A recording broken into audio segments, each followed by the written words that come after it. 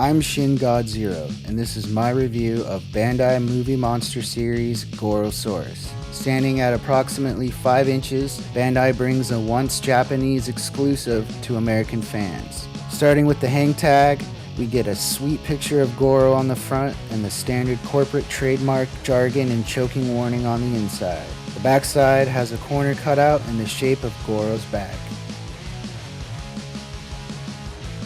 As for paint and details, Goro got the princess treatment. Lots of color and detail going on here. Starting with the head, the eyes are looking pretty good and facing forwardish. Well, they don't look goofy if anything. All the teeth are individually painted, and the inside of his mouth, tongue, and gums are also painted. Not used to seeing painted gums. Usually they're like black.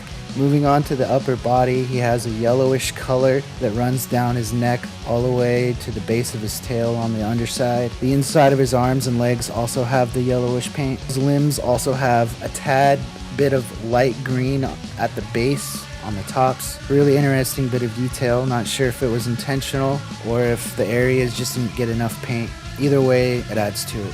His claws are painted a light gray with a bit of chipping on the tips. This is something I see quite often with the soft vinyls. You can even spot it on some of the display images that they use to sell these. And finally, the base coat of green covering his whole body, which is not really the base color seen in the movies, but it works. As for details, once again, I think Bandai did a great job. I particularly like that the tongue is raised and sticking out. It's like he's in a permanent state of roaring. The standard Toho Bandai trademark stamps on the bottom of his tail, instead of being on the bottom of the feet, are different. My guess is that there wasn't room on the feet, being they're kind of small. Moving on to articulation, it has 5 points of basic functional joints. Starting with the arms, they can swivel or rotate 360 degrees, and the same goes for his legs and tail. I find it fascinating that they chose to have the tail swivel and not the head. Why not both? Maybe it's some rule about how many joints the vinyls can have, I don't know. But what I do know, it's totally possible to have both.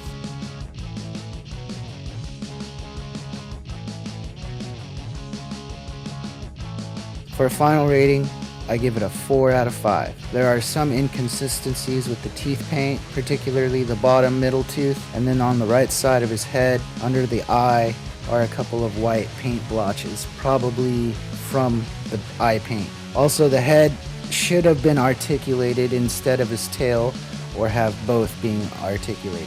And that's it. Thank you for watching.